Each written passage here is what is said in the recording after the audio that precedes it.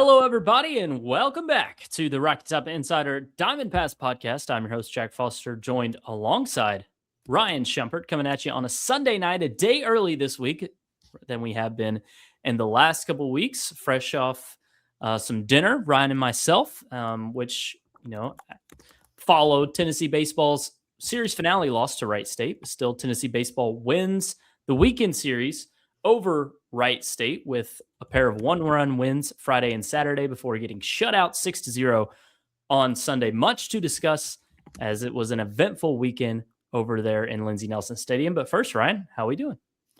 Doing well. Yeah, glad to be back on here, and a busy week for Tennessee, 5 games and a little bit of a turning point in the season. It is one more non-conference game.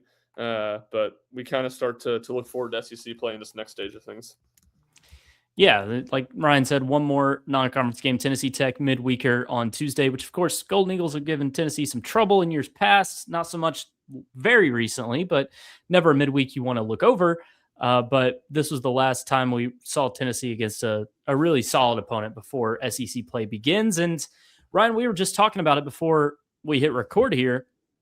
For Tennessee to have won the series, the vibes were very low today. To be expected a little bit when you get shut out, but I think it was just that, Tennessee was so lifeless offensively, and it just continued a troubling trend that we've seen all year, is that this team struggles to hit the ball, and it really struggled today. 6 hits, 7 total base runners, and it's just more of the same, but it felt even worse today against a Wright State team that is solid, but was on its day 3 pitching. And soft throwing lefty they started, which Tennessee didn't expect them to, dominated in a career best outing for himself, smashing his season high in pitch count, and Tennessee could not do anything against him in those first 7 innings.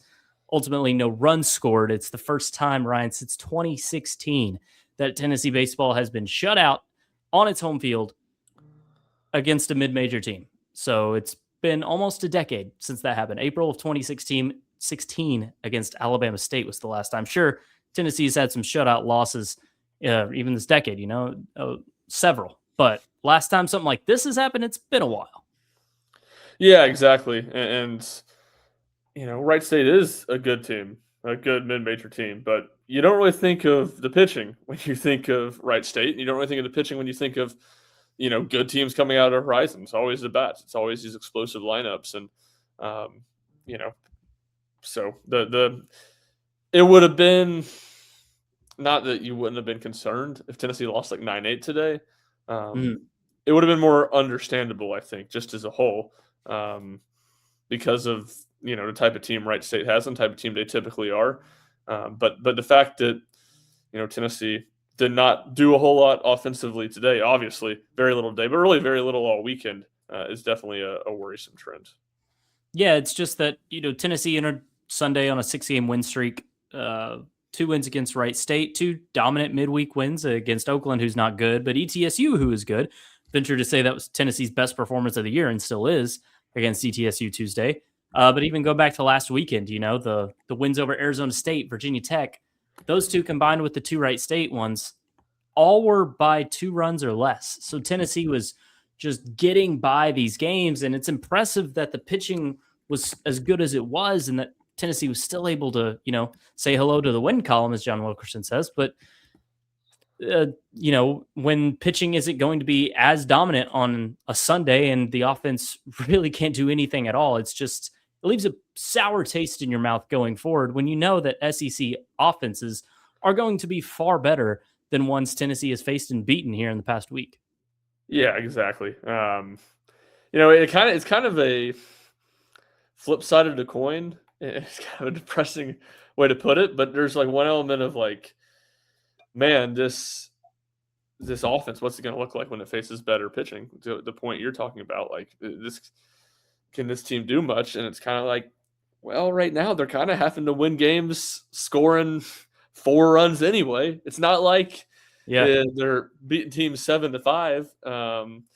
So it's, I think in a weird way, the question is almost to me more about the pitching, and can the pitching continue to be really good, or be good as it faces much better competition? Because the offense, Sure, it can be worse. It can be scoring 2 runs a game instead of, 4 runs or whatever.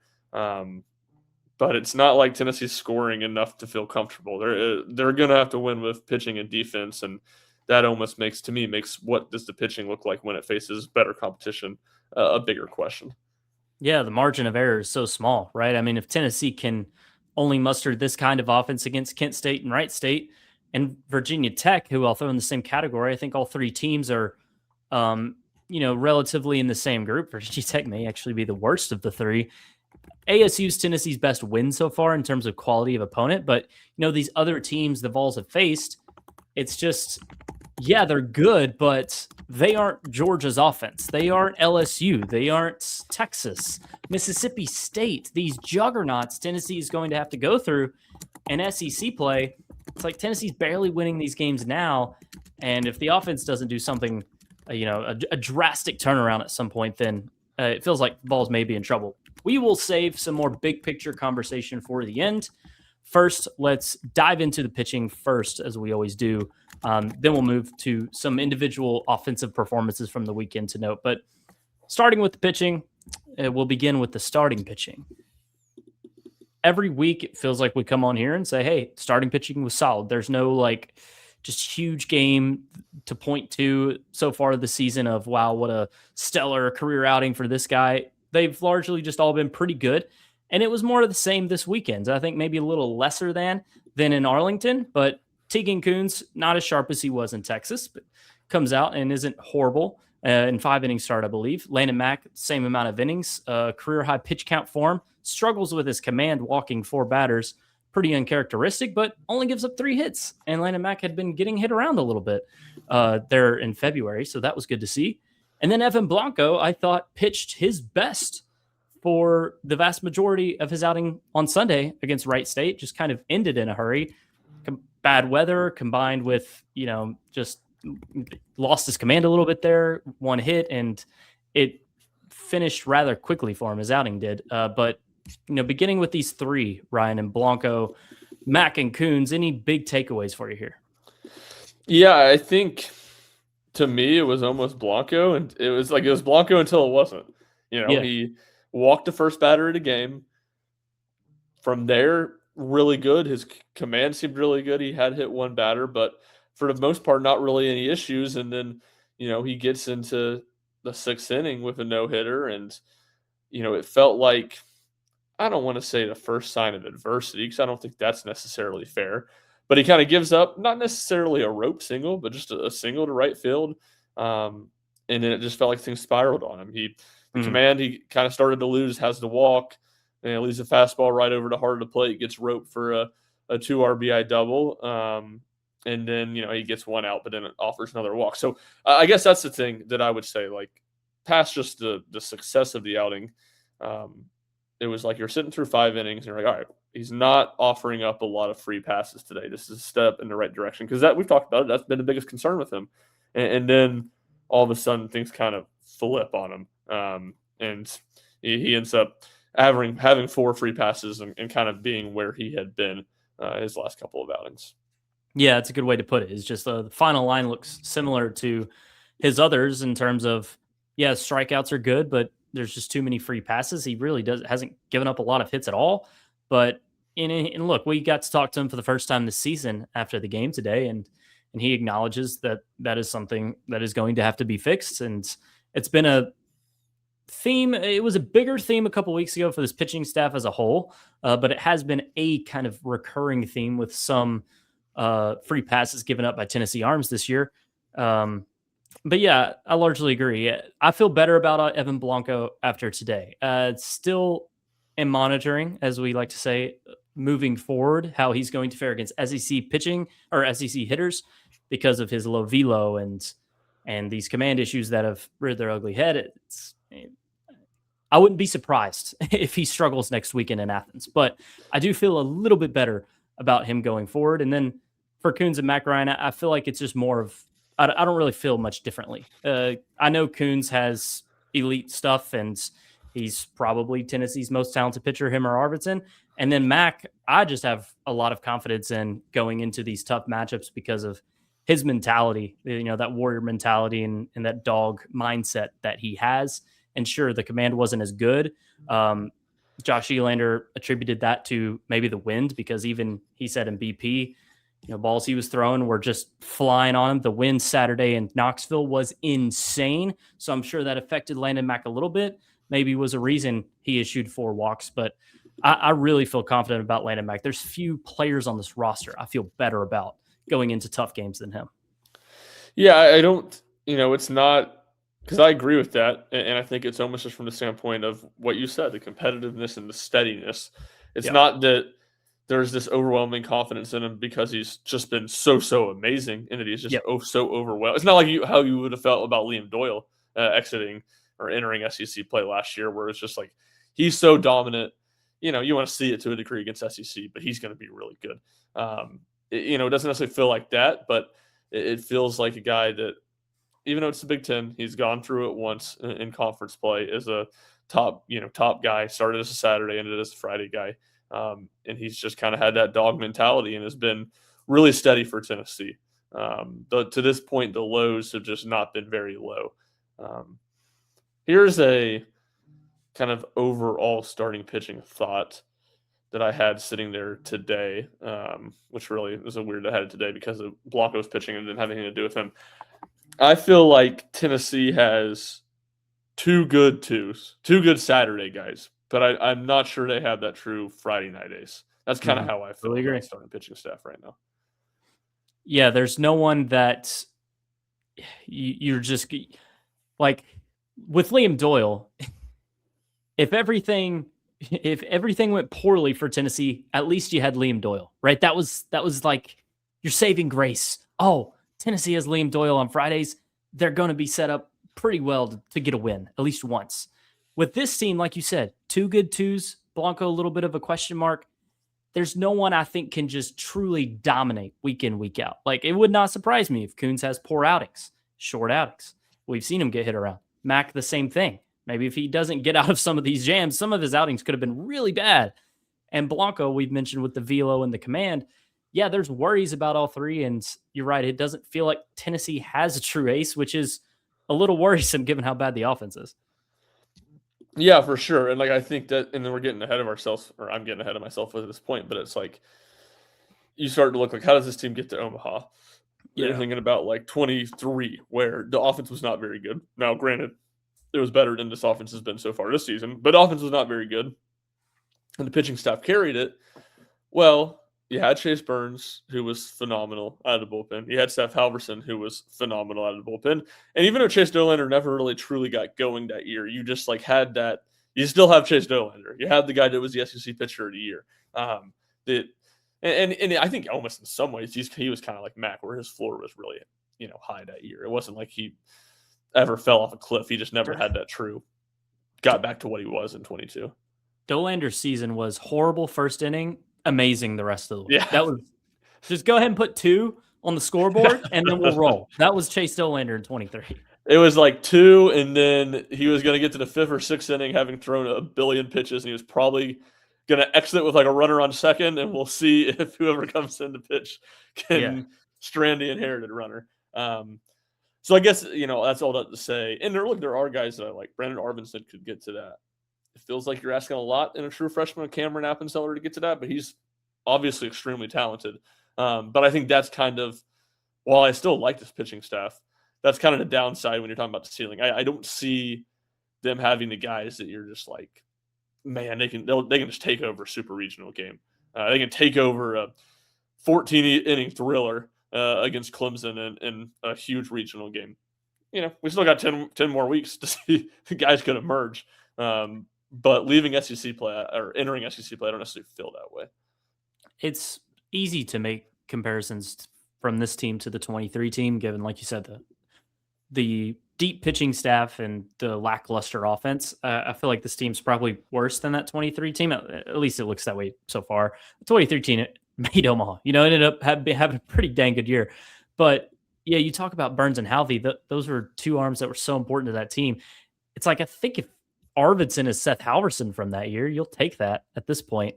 And no one's Chase Burns. And then people forget about how good Andrew Lindsay was that year. Yeah. I When looking at this team, I think in our preseason podcast, the pitcher you were the most wary of, or at least had the most questions about, was Landon Mack because of how much he had gotten hit around in the fall by Tennessee's lineup.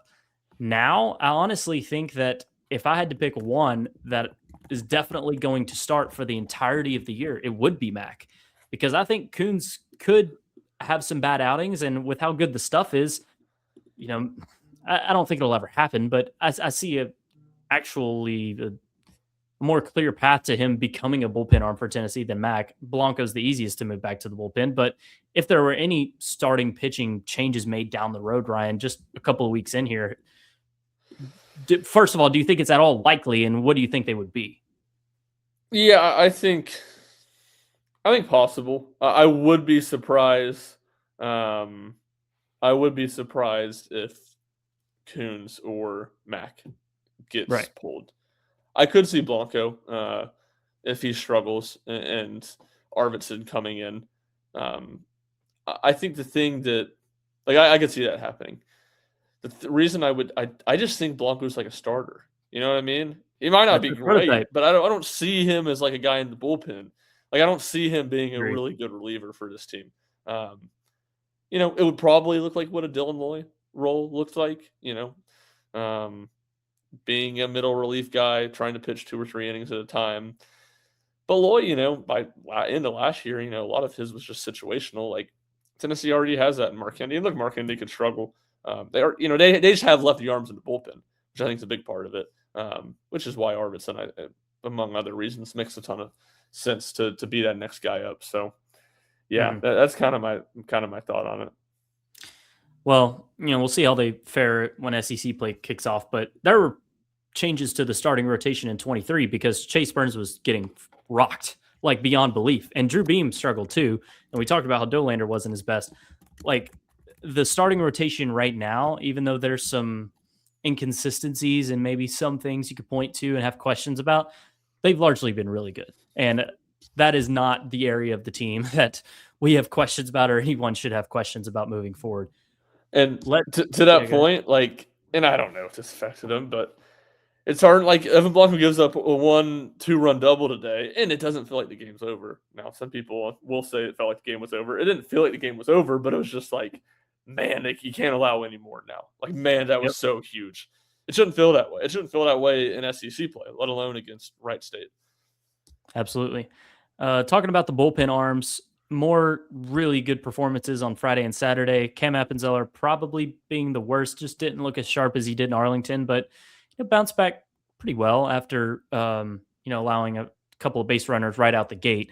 Brendan Arvidsson, same thing. Wasn't his best first couple batters, but strikeouts picked up. I think he ended with 5 or 6 against maybe 8 or 9 batters. He ended up looking pretty dang good. But the stories to me are Braden Krenzel with another save, 2-inning save this time on Saturday, slamming the door in that 5-4 win, picking up Appenzeller after the freshman had allowed 2 runs. Only 1 hit allowed, struck out 4 in those 2 innings. Money, money, money from Braden Krenzel, and that's back-to-back outings for him. And then Brady Frederick, who maybe Krenzel has taken the mantle after Saturday's performance, but I think Frederick has kind of sneakily been Tennessee's best bullpen arm. Like, maybe that's a hot take, but ever since opening weekend, he is impressed. And I know he ends up giving up a homer in game 3, but I think Frederick has been a plus for Tennessee out of the bullpen, a big one at that. And then Krenzel has just, blown away these past couple of games. Yeah, 100%. And it's almost, Krenzel and Frederick struggled early. It's Mhm. almost kind of flipped, and those 2 guys struggled in preseason a little bit too. So it's kind of funny how that works. They've been so solid these last couple weeks. I don't think they're the best pitchers in Tennessee's bullpen, but most effective. I think there's Right. absolutely an argument there, and it's Tennessee's going to need all those guys. Frederick, I think, is super valuable, and just the different ways you can use him. We talked about it, how he can get hot fast, and I think Krenzel becomes more and more important as you get in SEC play, and it's just a higher likelihood that any given game Tennessee could have a starter get run from the game in the 3rd inning, and you need somebody that can go in there and get you, 9 to 12 outs in the middle of the game. And, you don't need that always a ton in non-conference play just because typically your starting pitchers are more consistently getting deeper into the game. You're going to need that at times in SEC play. And we know Crinzel's the type of guy that can do that. Yeah, and it feels like Elander and, this coaching staff like the Coons-Arvidsson stack on Friday, and they like throwing both Mack and Appenzeller on Saturday. I know we saw Appenzeller after Frederick in Arlington. I think that is going to be an outlier. Ultimately, I feel like Appenzeller comes out of the pen first. In fact, that seemed to be the expectation from fellow reporters on that Saturday in Arlington, and it just didn't come to fruition. And then, Krenzel, maybe he's more of a late game guy moving forward. He's been really good in high leverage spots these last couple times through. He strikes us more as a extended relief guy. Like you said, if one of these arms were to get chased early, he makes a ton of sense. But these 5 arms with Appenzeller, or I'll throw Frederick into these 6, Appenzeller, Frederick, Krenzel, Arvidsson, Coons, and Mack are going to eat up a lot of the first 18 innings of series. I feel pretty confident in that. And then your Rudies, your Hindys of the world, they'll kind of piece things together on Sunday. And of course, Frederick is a guy who can throw multiple times. Yeah, completely agree. And then it'll be interesting to see who continues to emerge past those guys because they'll get tested more. You'll need more of those guys in any given weekend. Won't necessarily be every weekend, but any given weekend once you get into SEC play. Yeah, didn't see a lot of Bo Rudy again. He didn't pitch in Texas and only got 2 outs in the Wright State Series, the final 2 in day 3. I thought he may have gotten a clean inning instead of Mark Hindy there at the end, but he didn't. Hindy gives up the homer. And look, we just don't know a lot about Bo Rudy. We know he blew the save against Kent State and looked awesome against Nichols. He's still kind of a TBD right now, but someone I feel like will get some important innings down the stretch because the starting pitching is not going to have 6+ inning outings every single time out like they typically have had this year. There's going to be some games, as we said, where things go awry early. But any final notes on the pitching? Yeah, well, I was just going to say on Rudy, and I was at basketball on Tuesday. He pitched a couple innings well on Tuesday, did he not, against ETSU? Yes, against ETSU, yeah. Yeah, okay. So still surprising that, really to the point you said. I thought he'd get a clean inning instead of having to come in after Hindy today. Yeah, I guess just to make sure we don't gloss over it, the 7-1 ETSU win on Tuesday was very impressive. ETSU is a good program. Picked to finish 3rd in SoCon, beat Tennessee last year, came in that game 9-2. Like, with the way Tennessee's played against other teams, I think the expectations was that was going to be a close game, and Tennessee handled them. If Blaine Brown doesn't throw 11 straight balls in the first inning, ETSU doesn't score. And the offense looked good that day. So got to give credit to Tennessee for that victory because it was the best game, most complete game they've played all year. Didn't want to gloss over that. That's my point there. Yeah, no, and it's, we're at the point certainly where, as we said on the pod last week, talking about that game, like these midweek games are less of gimmies than they've been. It just kind of goes back to everything we talk about with the offense. When you're not scoring a ton of runs, you can't anticipate many games to be easy. Yep. All right. Moving on to the offense, which, of course, was not as good as the pitching this weekend. Back-to-back 1-run wins, 5-4, 4-3. Manny Marin with a big moment Friday nights, faking the bunt slash play to the single as the corner infielders crashed. The others covered the bag, leaving the middle field wide open. Manny made him pay, and that was a great moment for him in Tennessee in that 4-3 win. Which in that game, it really felt like it could go either way all throughout. It was very, very tight the whole way through. Saturday was a little bit of a different vibe in a 1-run game. Tennessee controlled that one. Wright State scored 2 in the first frame, but Tennessee dominated for the majority of the game afterward.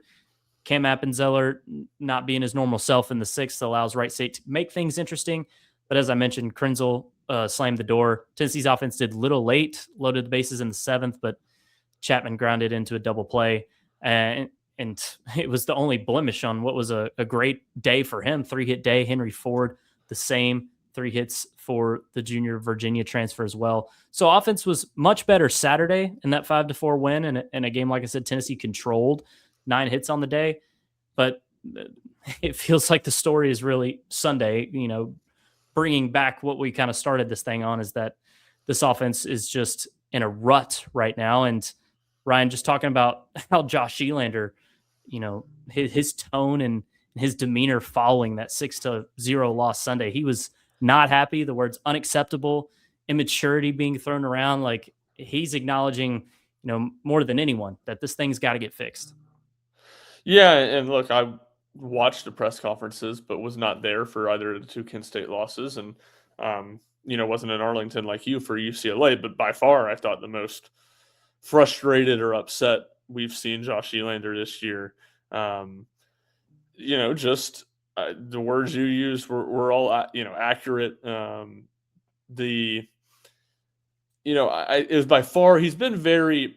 That's not true. I was going to say he's not been defensive at all, but he's very much defended his guys in the lineup. Yep. And we're not worried, and we're going to get it going, and that type of stuff. And he still said today all the right stuff of, I have confidence that we can be a good offense. But you saw him be critical of, like you said, the lack of maturity, chasing too massive of swings when you're down by 3 runs and nobody's on base, and people trying to do too much and pressing and not having the right mentality. And he said, look, that's on us as coaches for that stuff to happen. So I didn't feel like he was over the top ripping their coaches or ripping the players by any means, but just the overall attack mindset of the offense. And that was different than what Josh Elander had said after other games where Tennessee's offense had struggled this season. Yeah, and by the way, Josh Elander talks, you can definitely tell offense is his side of the ball, because he's all about the numbers, launch angles of balls hit. He points out the stats of the pop-ups and flyouts in day 3 and how that just can't happen. Look, he's got all this information, and like I said, he knows better than anybody that what's plaguing this offense and how it needs to be fixed. But he acknowledged that, it's on the players too. One guy just to talk about quickly before we move on, who I think is someone the fans have mentioned a lot and been a big early season storyline, is Levi Clark's struggles. I thought he had turned a corner in Arlington. He had a double on that Saturday game against Arizona State and an RBI double against Virginia Tech. Just thought he was seeing the ball better, swinging better. He even said so himself Sunday in Arlington. But this weekend, a poor Friday performance, doesn't get in the lineup Saturday. And then on Sunday, he's catching. And I never really thought there was a ton of, merit to it or significance, because typically it's harder to hit the ball when you are catching. But for some reason, Levi Clark had been way better hitting the baseball when he was starting at catcher than when he was starting at first base. Starts at catcher Sunday, and it doesn't matter. 0 for 3, and only saw 4 pitches on the day, which is just an insane stat. To only see 4 pitches, 3 at bats. Did reach on an error, but that goes over in the stat book. And Ryan, it just feels like there's no clear path to seeing this get fixed. He's just swinging at a lot of pitches, and I don't really know what to expect from Levi Clark's role moving forward. And with Blake Grimmer back, it may be tougher for him to get consistent playing time. Yeah, he feels like the epitome of trying to do too much and pressing. And we talk about that with Tennessee's offense. It feels like Levi is the 1A example of that at this point in time. And, I've been a huge defender for him or of him. And I still think he's really talented, and it wouldn't surprise me if he gets things going. But we're sitting here on March 8th, and SEC play starts in 5 days, and they got 1 game between now and then. And it hasn't happened at this point, that doesn't mean it can't happen, but it's very much to the point where it's quite concerning. And so many of the issues just feel like him expanding the strike zone. I talked about that some last week, and to me that continues to feel like the case. And it's fully to the point now where it's like a problem that you have to talk about and you have to work around, I guess. Like, it's been a problem because Tennessee needs him to be better. And now it's a problem like, can you still play him? Can you continue to put him in the lineup? Can you continue to let him try to work through this? And I'm not sure what the answer is, but I certainly wouldn't blame Elander for sitting him down for a while now and hoping when you go to him again, he's fresher and can make some things happen. Yeah, he's hitting 137 on the year, 750, 7 of 51 at the plate. Only the one homer, couple of doubles, but it's just not been great. I'd ultimately think that while Garrett Wright still can't catch because of the hamate bone injury, which doesn't really seem like he's super close to being able to catch, given his tone when asked about it. I feel like Levi Clark gets one start a weekend at the minimum behind the plate, and that's probably with Evan Blanco because he's caught him twice now, maybe three times. I think 3 times. Three times. Yeah, Virginia Tech, Wright State, and Nichols. He has caught Evan Blanco. He did not catch him in the Kent State series. Stone did all three. But that feels like a minimum, for Levi Clark to play. But I don't think a starting spot Friday night in Georgia is guaranteed by any stretch. Because, no, go ahead. Yeah, no, I agree, and I think a big element there is Blake Grimmer being back, and he wasn't great this weekend. I think just one hit, though. Now it was a home run, had a couple walks, so he didn't just come out crazy, but better than Levi. He had a good game on Wednesday against Oakland, and it's just another option. Tennessee had other guys, I guess, they could have put it first, but Grimmer's a little bit more natural there. Than anyone else's other than Levi. Was Grimmer's Homer Friday the Lindsey Nelson special? Yes, it was 330 to the bullpen with a 90 mile an hour exit velo. Yeah, yeah, no, that's about as LNS special as it gets. It's just tougher path for Clark with Grimmer back and being able to occupy first, and it kind of goes hand in hand with Garrett Wright too, because with the presence he's been able to bring Tennessee. Of course, Grimmer and Garrett Wright made their starting lineup debuts Wednesday against Oakland. It was the season debut for Grimmer, but both were in the lineup in each of the past 4 games for Tennessee. Wright's been huge. Like he just gets on base. I'm sure everyone knows his knack for getting hit by pitches at this point. He is very proud of it. That is something he's just elite at. He has well over 50 in his collegiate career. But he also hit the baseball pretty dang good this weekend too. Not as well in the 6-0 loss, going 1 for 4 at the plate, but no one really hit well for Tennessee except Manny Marin. Garrett Wright's not getting out of the lineup though, is what I'm saying. And I don't think you're going to DH him because he's so fast and he's got a good glove that you're going to find a spot for him defensively in the outfield. Feels like left field's probably the leader in the clubhouse right now in terms of where he's going to play. And I don't think you're taking Grimmer out. And with Garrett Wright at left, Blaine Brown has to DH, so there's really just no spot for Clark if Wright and Grimmer are going to be starting, unless it's catcher. And Clark hasn't hit the ball well enough to start over Stone more games than not in a given weekend. So, I mean, sure, Blake Grimmer can not play and Clark start at first, but I just think that it's getting to that point where we're talking about it's a problem now. It's not something that you're just expecting, it'll come back around. No, it's been too long now. It's been over 15 games. So. Yeah, and you point to too, like we talked about on here last week, that I think I said the point. We saw what Josh Elander clearly thinks is his best 10. We'll see how Blake Grimmer and Garrett Wright affect that. And it's clear that they're in there. Since they debuted on Wednesday, they started every single game. Tyler Myatt, who was one of those guys that got 2 of 3 starts in Texas, gets 1 at bat this weekend. I believe a pinch hit on Friday night. So, it had begun to shrink who you felt like the guys were in that circle of trust and who Tennessee was going to roll with and that type of thing. Now it's expanded a little bit. And Josh Elander even talked about it on Sunday when he was asked, do you feel like you know what your best 9 are and they just need to play like it? And he was very quickly like, I think we know who our best 11 are, he didn't, he's like, it's more than that. We have more of these guys that we feel like are capable.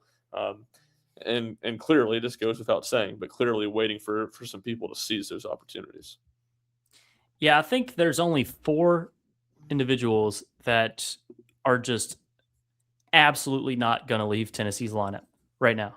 And that's Henry Ford. It's the top 3 in the order. Henry Ford, Blaine Brown, and Jay Abernathy. And then I'd still say Reese Chapman, right? And then you have Wright and Grimmer, who are recent additions who don't seem to be leaving.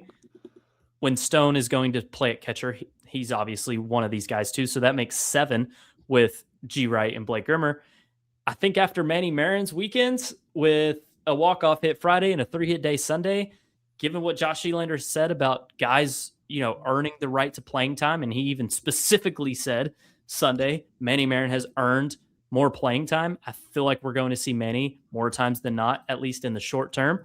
And then you have these other guys, Newstrom, Antigua, maybe even Clark. Maybe he's more in that Grimmer Wright tier. It's hard to say with him, but Newstrom, Antigua, Myatt, these are all fringe guys. And with how poor the offensive performance is, there's opportunity to take the bull by the horns and earn everyday spots here. And Marin started to do that Sunday. We'll see if he can continue it. Yeah, I thought, to me, it felt like, and Josh Elander used the word that he challenged Manny Marin, and he didn't really expand on that. I don't know if there was a specific conversation, but it felt that way for him to, one, not start on Friday, hits the walk-off on Friday, and then to not start again on Saturday. That felt like, that's quite the challenge. And then, Manny certainly takes advantage of, responds the right way, not just on Friday, but then on Sunday, the only Tennessee hitter who showed any life at the plate, and I thought played really good defense too. So everything is, the margins feel so small right now just because nobody's really been great. And who knows, Manny could struggle again next week, and we could be talking about him as, it being a big debate what your starting middle infield looks like. But to me, right now, entering SEC play, I feel like he deserves a little bit of wiggle room and should be the guy at shortstop. I agree. And he made a great defensive play early in the game Sunday too. And he's had some errors there, and hey, everybody has errors when you get that many balls hit to you. Like Ariel's had obviously some in his Tennessee career. So Manny Marin's a plus defender more times than not. And that play on Sunday was tremendous. So I agree. He should be the shortstop at this moment, kind of on an everyday basis, because no one's really done what he's done in the very recent history. Newstrom had that day Friday against UCLA, but he really hasn't done much since. Ariel, I don't know if he's ever had a 3-hit day in his Tennessee career. So, yeah, there's just a glut of guys, and I think we're kind of back to where we started with Ariel versus Newstrom for that second base spot, as long as Jay is staying in center, Garrett in left, which it seems that's probably going to be the case. Did you kind of agree with my tiers there as far as, who's a staple, who's not, who's kind of in the middle? Yeah, no, I completely agreed with all of that. And I do think it's worth noting, and he probably would have been either, but Reese Chapman did have a good weekend. The 3-hit day Saturday. Yep. Yes, the 3-hit day Saturday. It feels like he had been more quiet since Nichols, but he'd been walking more too, at least than he has in the past. So I agree with all of that. The only thing I would add, just as an option at second base, I do think Myatt can play there some. So he'd be the other kind of curveball there, because it does feel like with Garrett Wright, to me, it feels like Myatt's getting squeezed out of left field being much of a possibility for him. So, I think second base could be kind of the pivot to where if you're going to work him in the lineup somewhere other than DH, that would be a spot that makes sense. And look, I know Tennessee wants the best 9 possible, and it's still a work in progress of finding those. Maybe Myatt is one of those 9. We've seen big moments from him, but the moments we've seen from Myatt, the biggest one at least, was a pinch hit opportunity. So if he's the top hitter off the bench, that's kind of a good thing, because, hey, we got this guy who can leave the yard at any moment's notice coming off the bench in this spot. That's kind of a luxury to have in some ways. Whereas if it's Ariel or Newstrom or Marin, you feel less confident. Even Wright, given he's more of a just get on base guy than a homer guy. Like Myatt at least has that pop to come off the bench in a spot, and he's shown he can be a pretty clutch. Even in Texas, he had a huge hit with runners on base. Yeah. So that's just another train of thought there too. Yeah, no, I agree. I'd be curious to go through. I feel like if Tennessee's pinch hit, times they've pinch hit in games that are decided, not decided, not your midweek game where Tennessee's up by 8. Like, it feels like Myatt, for a guy that started, it feels like Myatt is a hilariously large percentage of those pinch hits. Mm-hmm. Right. Well, on the weekend, looking at it as a whole, breaking down the numbers, we talked about Garrett Wright. He hit 400 on the series against Wright State. Chapman 300, but it was just carried by his 3-hit day Saturday.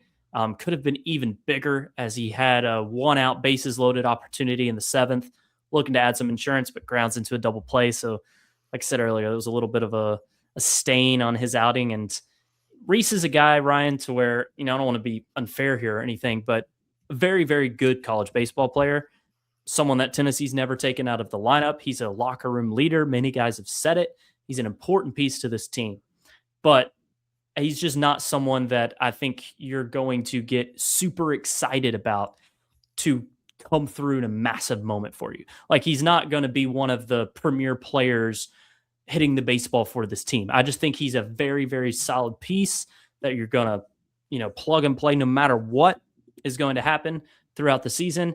I say no matter what. I mean, if he's just super, super cold, of course, things can change. But I feel like he's earned the benefit of the doubt over the last couple of years.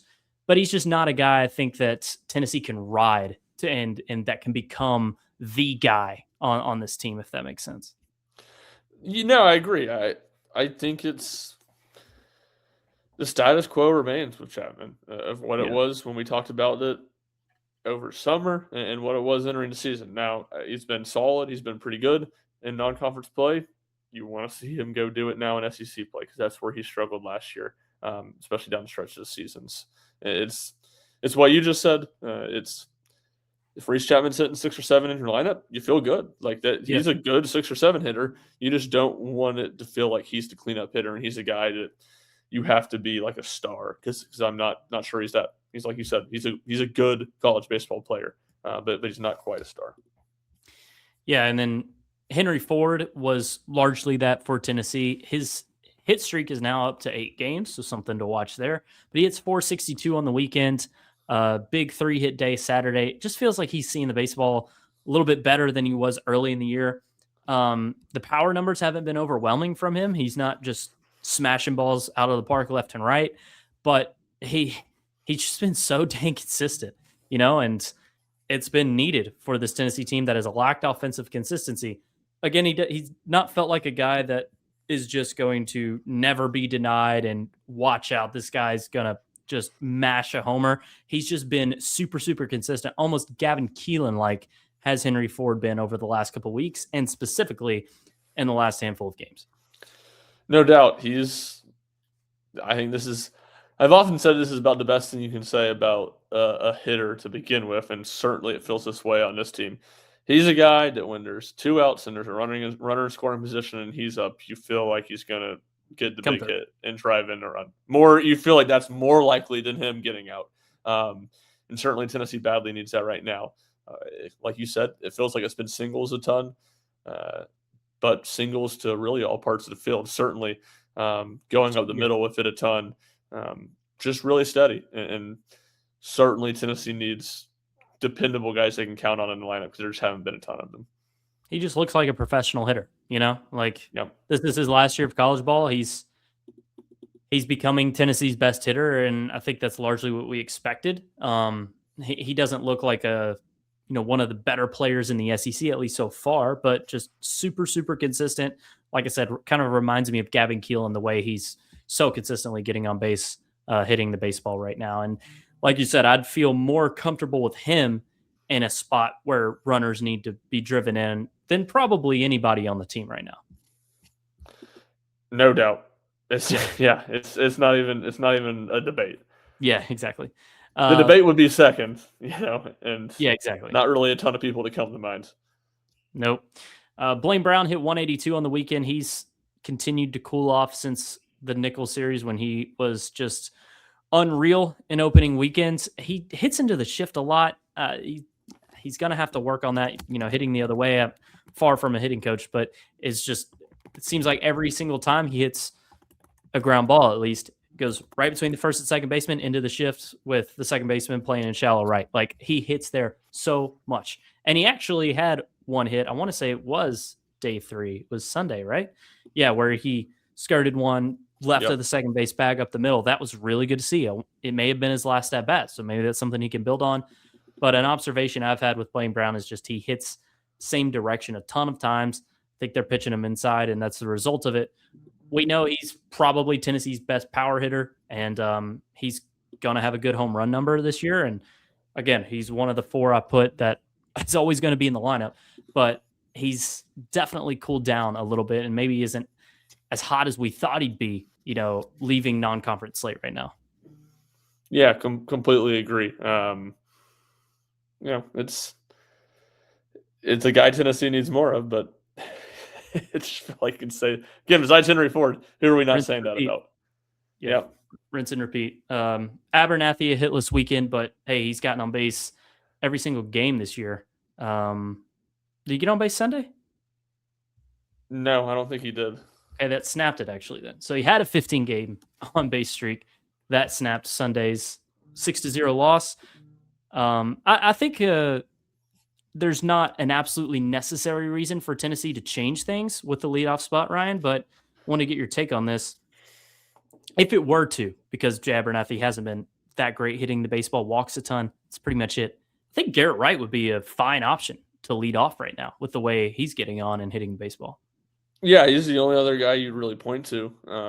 Is one that would make sense. And I certainly don't hate it. I guess the thing I would say, and then I want to circle back because I have a couple of Jay thoughts just in general. Mm-hmm. To me, Jay feels like there's a benefit of him hitting a leadoff, but I don't really see a benefit of him hitting anywhere else. It's like, yeah, I kind of like him at leadoff because he's getting on base a decent bit with the walks, and his speed's such a weapon. You could kind of use him as that second leadoff in the 9-hole, but it's not like you put him anywhere else where the speed and the walking and the struggling to get hits is really some benefit.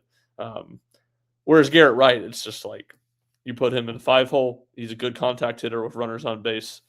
If it's leading off the second inning, he's a guy that gets on base. So I guess that would be a thing I'd say. Like, I certainly don't hate the idea of Garrett Wright hitting the leadoff spot, but I just like him in other spots where I don't necessarily feel that way about Jay right now.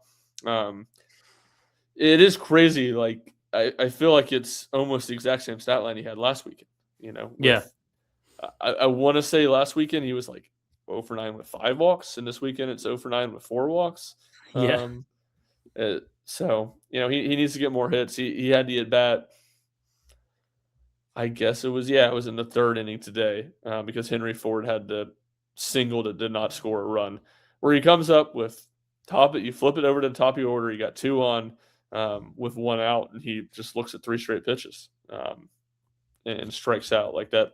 That was a really bad at bat. With that, I guess that would be the point if you're going to argue against him as your leadoff hitter is you need a guy that can be a little bit more consistent or just be a little bit better for you in that spot. And Tennessee, Jay hasn't been terrible, but you would have liked to see at the very least a more competitive at bat from him there.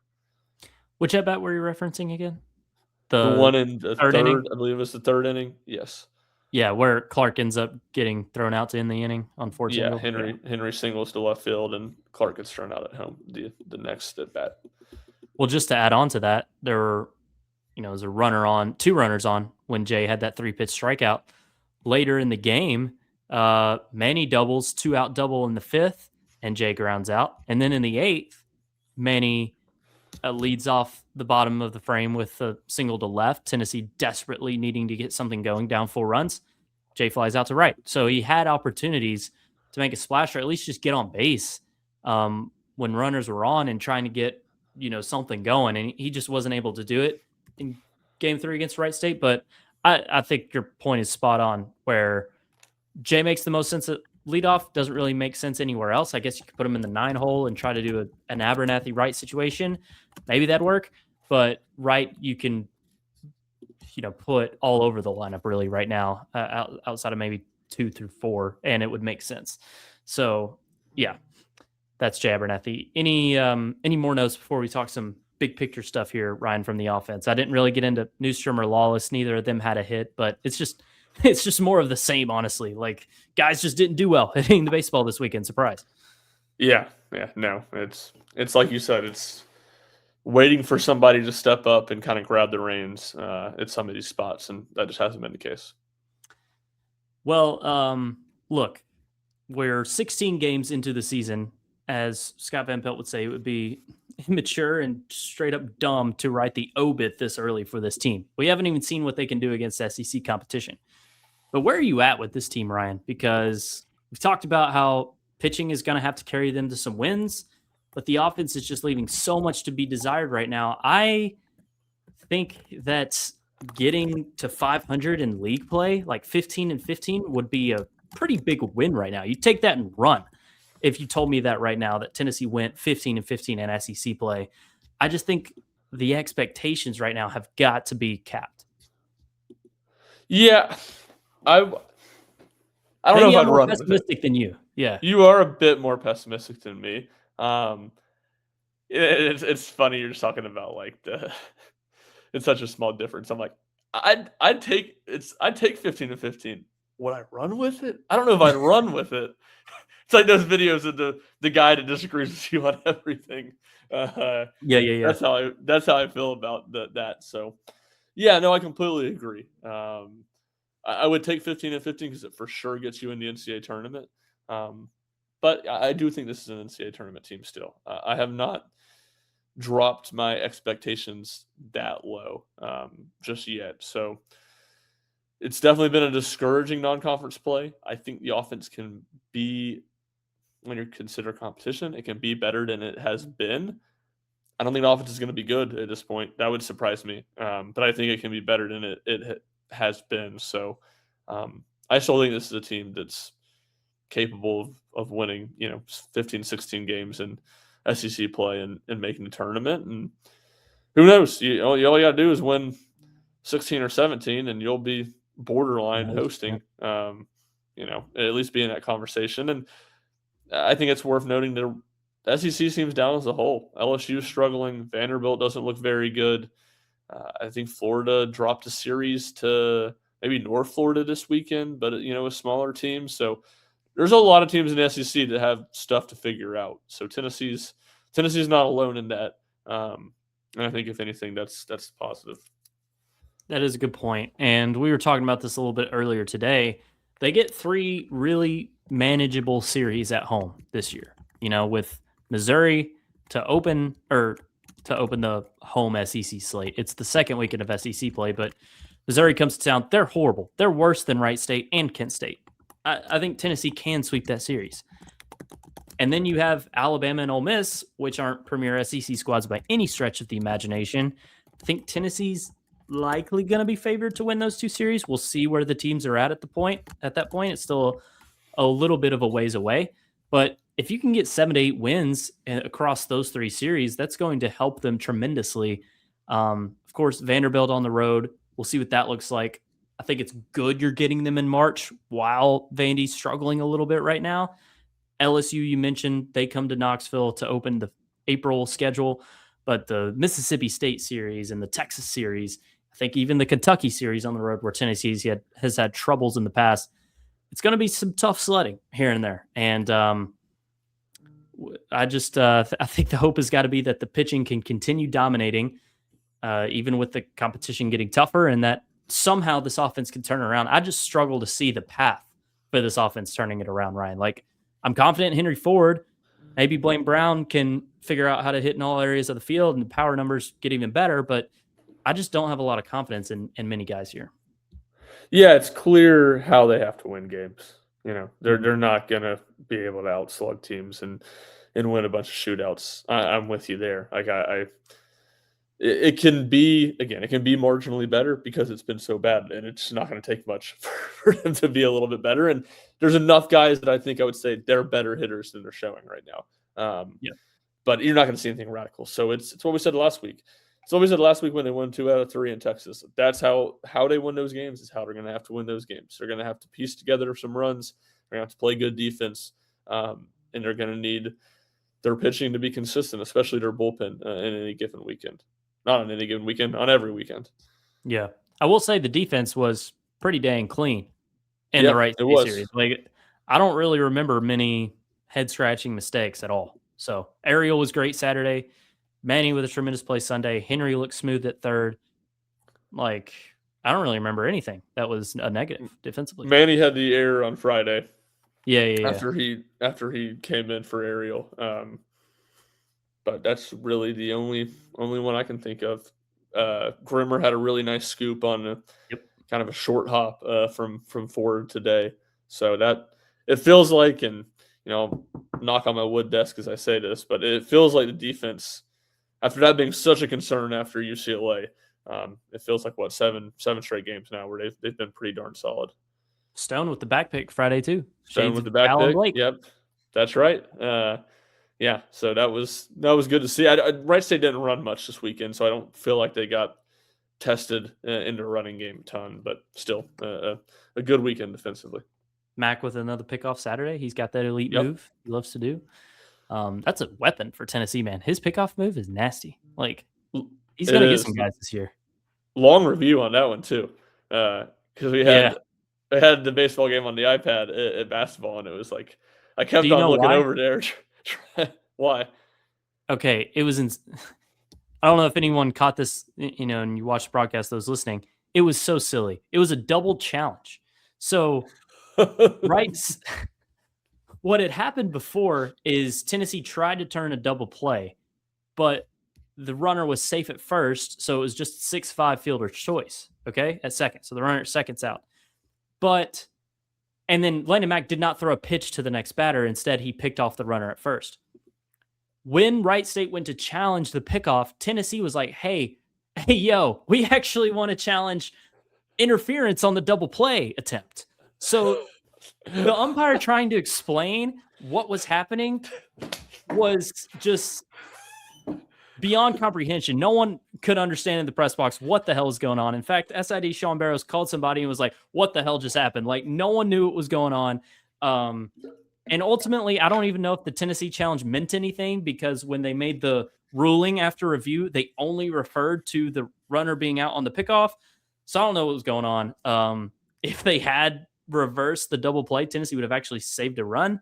Anyway, it was wild. That's why the review took so long, though, because no one really knew what was going on. The umpires weren't making any sense, and it was mayhem there early.